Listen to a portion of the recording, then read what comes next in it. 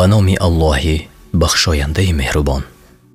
پیش از آن که خواب رویم ما باید این 4 کار را انجام دهیم.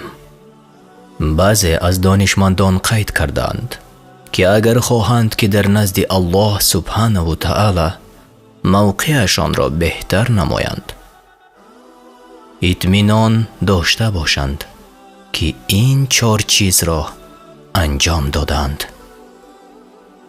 در عکس حال خواب نروند. 1. تا آن دمی که مطمئن باشد که تمام بحث و نافهمی با کسی که نباشد حل خود را یافته باشد. 2. پیش از آن که خواب کنیم باید تمام وظیفه هایمان را در نزد الله به اجرا رسانیم. تا نماز عشا یعنی خفتن نخوانده باشیم خواب رفته نمی توانیم. 3.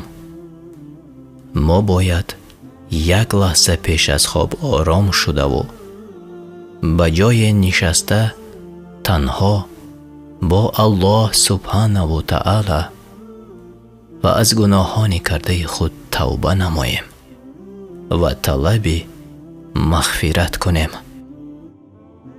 و 4.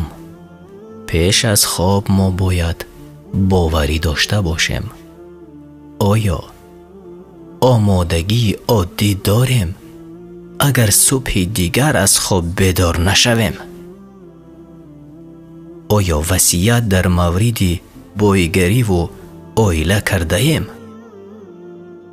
البته برای اکثریت ما به نقشه گرفتن مردن خود فکر سالم نمیتابد، اما این خیلی ضرور و مهم است برای برقراری ارتباط با الله سبحانه و تعالی.